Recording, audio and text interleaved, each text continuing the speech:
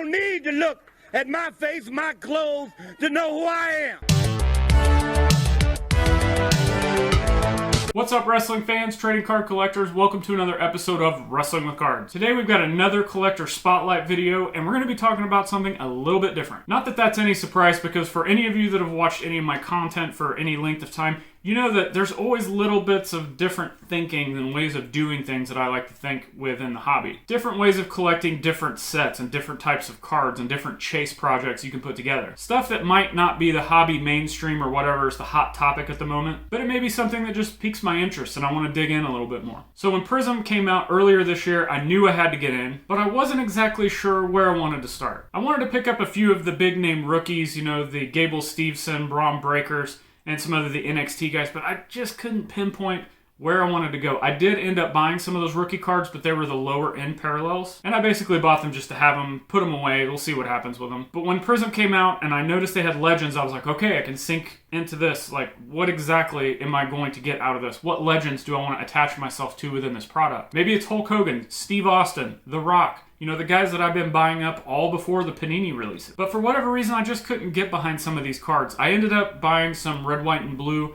Hulk Hogan Prizm cards and graded a few of those, and I love those. One of those is in the PC. So there's that aspect, but I don't know if it was the photography or maybe it was the pricing, because again, I was buying up a lot of Stone Cold Steve Austin, Rock, Undertaker, all those names in the Topps era before Panini, and they were very affordable, I thought. And then I saw the prices of these Prizm, and I was very excited to see the prices through the roof and way higher, you know, in the 3 digits on a lot of these cards that version of Topps maybe never brought that price.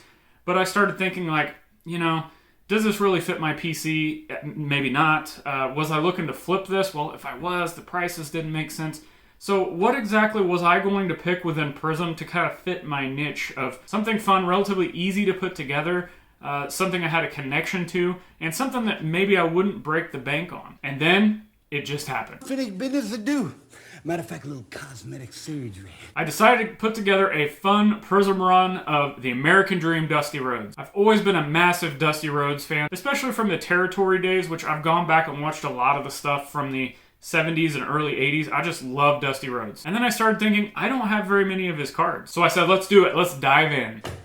Ooh-wee, she gonna be proud of it. Hey, darling, mama, come in here. And before I go into what I acquired and a fun way that I put this together, just a quick reminder to hit the subscribe button, give me a like, and when you're done watching this video, if you appreciate it, check out the links in the show notes to all the ways you can help show your support for my content. Patreon, eBay store, all the links to social media, the podcast links are down there. Anything you're interested in, you can check that stuff out at your own leisure. But let's jump into these cards. I had a lot of fun doing this. Okay, so of course the first Dusty Rhodes card I had to start off with was red, white, and blue, because, come on, he's the American Dream, so how could you not want a color match with the American Dream? And I was like, hey, maybe other people want these, maybe I can grade them even though they're always off-center. So I'm going to go ahead and get a second one, and I think I may actually have a third one somewhere. I just thought that this was a really cool color match, and when I first saw WWE Prizm come out, I just thought of the endless possibilities of cool color match parallels and these little projects you could build within them to match the wrestler. But what could I do to up the ante on this one? So I'm sure you saw this one coming. Red, white, and blue had to up the ante on the original one. So here's the red, and it is numbered out of 299, so not that rare, but you know, you got to have it if you're going to build something like this. The white sparkle. So this one is kind of controversy among some people. They're rumored to be like 20 to 25 of these made, but they are not numbered. So people kind of go back and forth on, well, are these really that rare? Do they matter?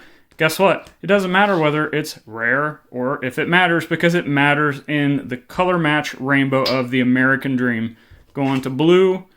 What is this numbered out of? Don't remember. 199. So again, this one may be a little bit rare. I don't know. But these really aren't that rare cards. But I had a lot of fun putting it together and, you know, up in the ante of the red, white, and blue, because, again, he is the American Dream. And lastly, Prizm Gold. Oh, actually, nope. Look closely. This is not a gold. This is an orange. So why did I start off with saying it's a gold? Because many people jokingly call the oranges, which are out of 99, the poor man's Prizm Gold. So I was thinking, you know what? Dusty Rhodes isn't really a poor man, but he's a common man. So here we have the orange Common Man Gold, or Common Man Gold.